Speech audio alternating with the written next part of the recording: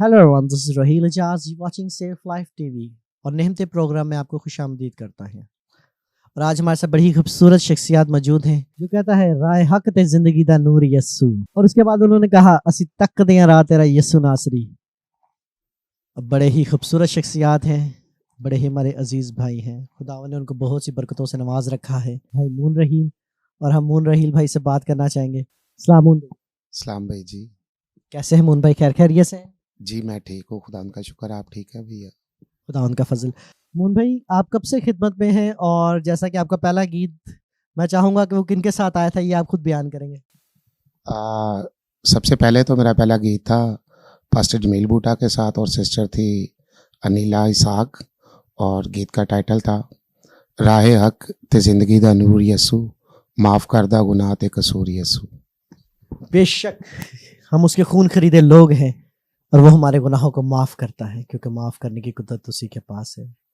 वो फरमाता है कि बनी आदम को ये इख्तियार बख्शा गया है कि वो गुनाहों को माफ़ करे। और मून भाई, आप कितने अरसे से खिदमत कर रहे हैं और किस तरीके से खिदमत में आए? और आपकी जो औलाद है, जो खुदावन ने आपको औलाद जैसी नेमत से नवाज रखा है, वो क्या कर रहे हैं? रहील भाई, असल में मेरी खिदमत जो है पिछले कोई 5-6 साल से है, लेकिन असल मेरी एक छोटी सी गवाही भी है।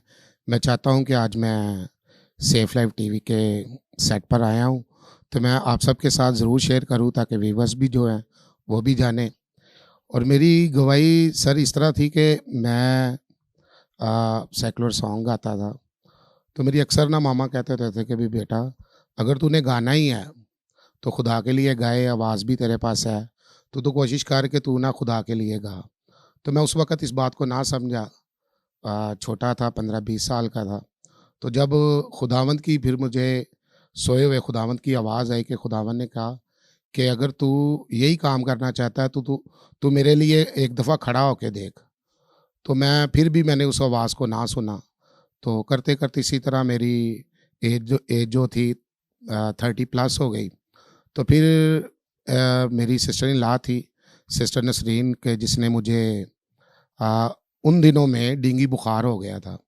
तो जब डेंगू बुखार हुआ तो वो रोज़ दुआ के लिए आती थी, और एक दिन पता नहीं उसके दिल में क्या आया कि उसने कहा कि भी मोहन भाई, आज जो है ना, मैं दुआ नहीं करूँगी आपके ऊपर, आप खुद दुआ करेंगे। तो मैं कंफ्यूज था क्योंकि मैंने कभी दुआ की नहीं थी, तो मुझे दुआ भी नहीं थी आती। लेकिन मैंने कोशिश की कि मैंने 3-4 लफ्ज़ थे जो कि मैंने खुदा से मांगे, और खुदा ने मुझे उसी टाइम जो था मुआफ़ कर दिया। तो जब मुझे मुआफ़ खुदा ने किया तो फिर सैटरडे का दिन था, और संडे वाले दिन सिस्टर ने कहा कि मोहन भाई, आपकी तबीयत जैसी भी होगी ना, आपने चर्च ज़रूर आना है। तो उन्होंने मुझे क्वायर में खड़ा कर दिया।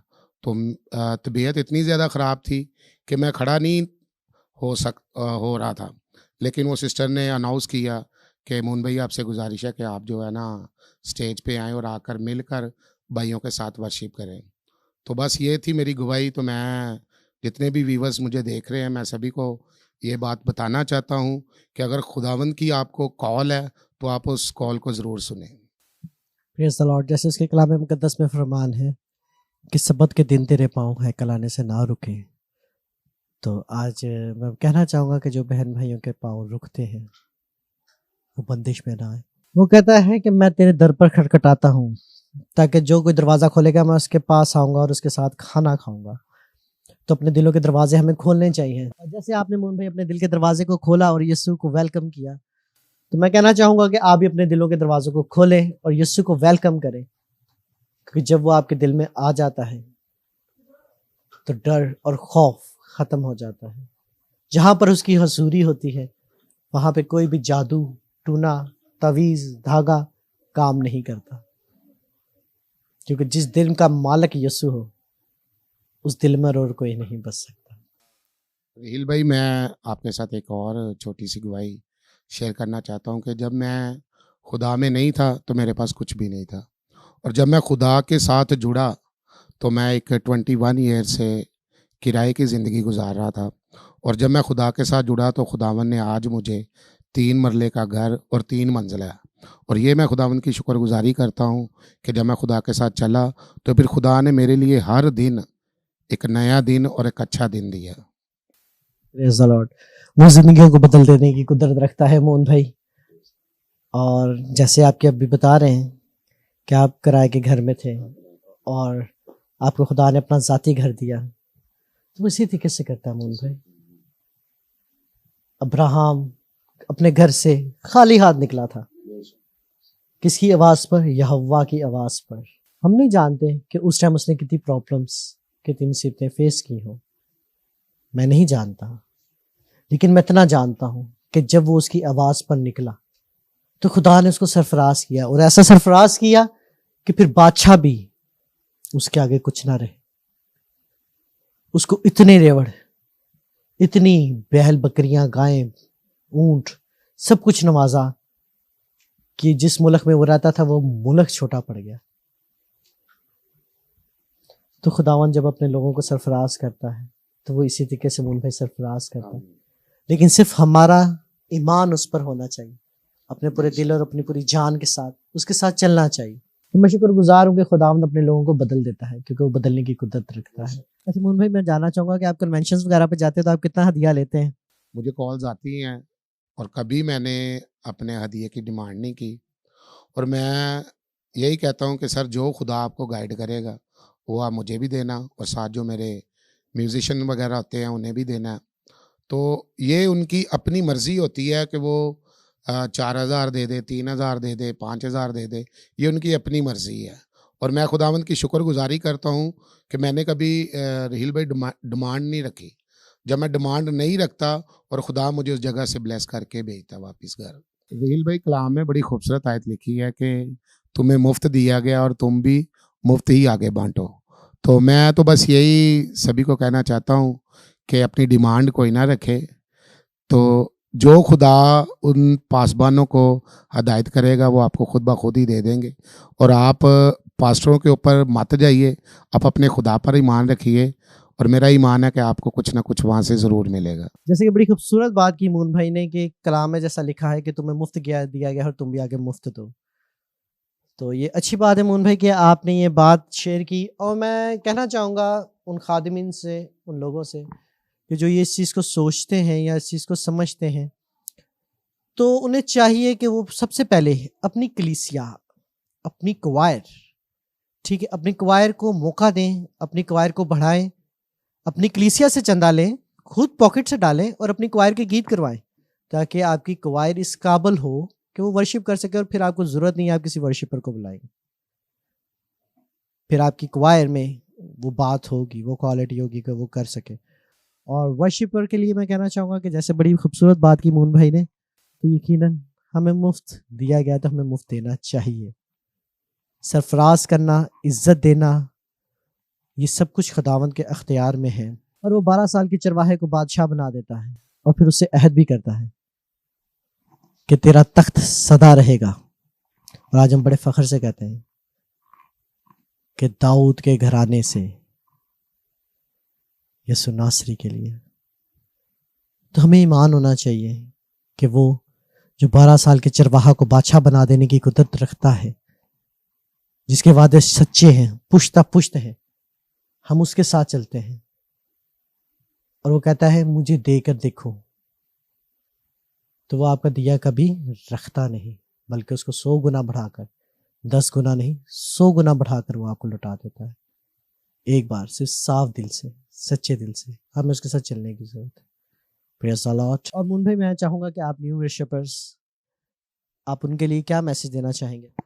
रहील भाई रहील भाई मैं आपको बताना चाहता हूँ, अभी तो मैं खुद जूनियर हूँ और खुदावंद की सताइश कर रहा हूँ।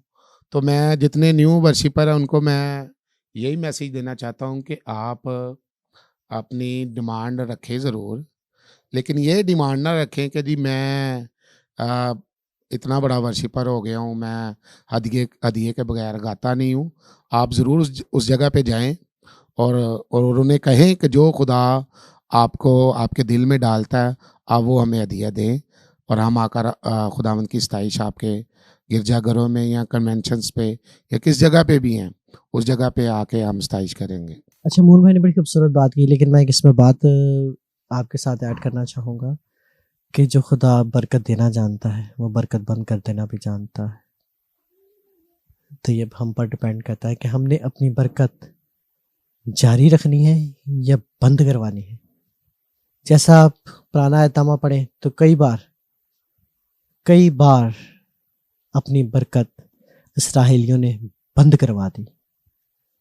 कई बार काल पड़ा, जिनका खुदा जिंदा खुदा, जिनका खुदा उनको बियाबान में मनसलवा दे देने वाला, जिनका खुदा पहाड़ों में से, जिनका खुदा चट्टान में से उनके लिए पानी मुहैया कर देने वाला, क्या उनके मुल्क में काल पड़ने देता? कभी सोचिएगा, कभी नहीं।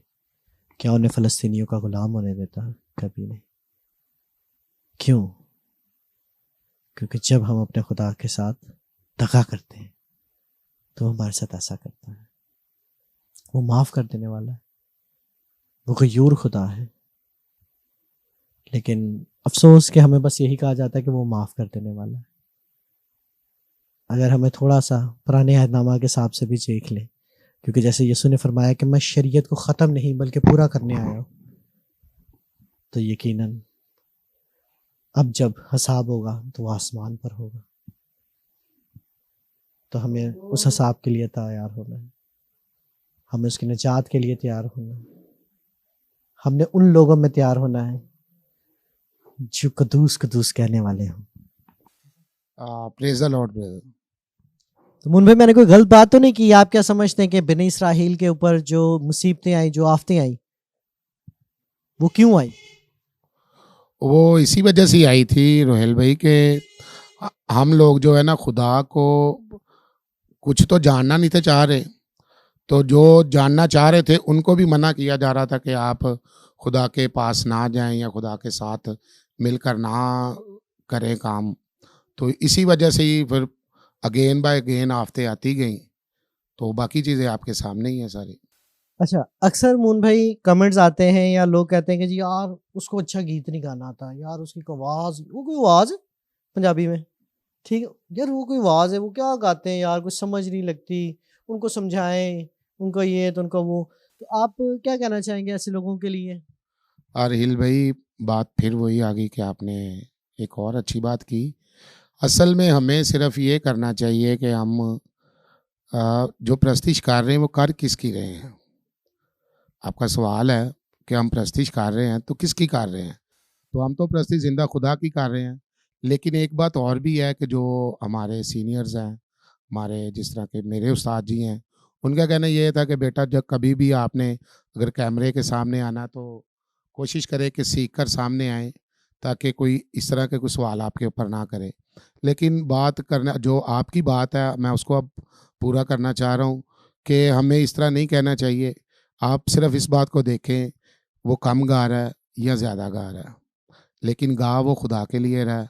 तो हमें क्या करना चाहिए कि हमें उसे ज़रा ना पुशअप करें, ताकि वो इसी पुशअप को लेके वो आगे चलता जाए। मैं एक आपसे बात शेयर करना चाहूँगा कि बाइबल मुकद्दस में लिखा है कि वो रूह और सच्चाई से परस्तिश करने वालों को ढूंढता है।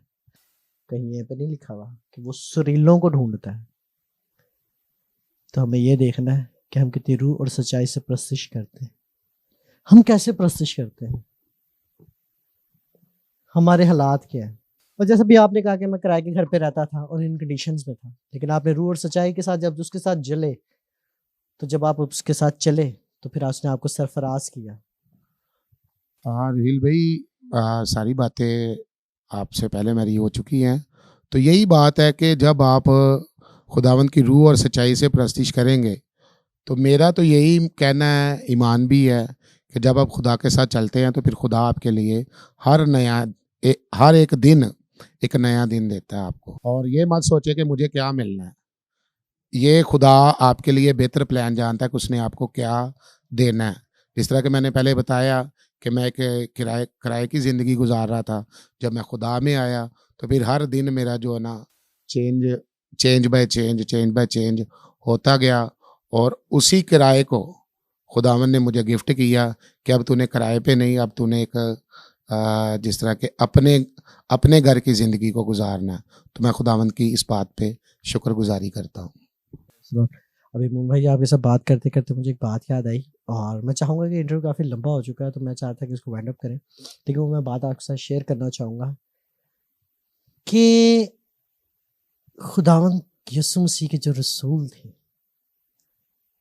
उन रसूलों ने जब उनको पकड़वाया गया तो कईयों ने इनकार किया, कई भाग गए। पतरस ने इनकार किया, जो कहता था कि मैं तेरे साथ जाऊंगा। फिर खुदावन ने जब मुर्दों में से जी उठे तो उनको बुलाया और उनको बरकत दी, और वही पतरस जिसने इनकार किया था, जो भाग गया था, जो मुनकर हो गया था, वही पतरस जब अपने घर से निकलता तो लोग अपने बीमारों को गली के कोनों पर लटा देते ताकि पतरस का साया पड़े और वो सेहतयाब हो जाए।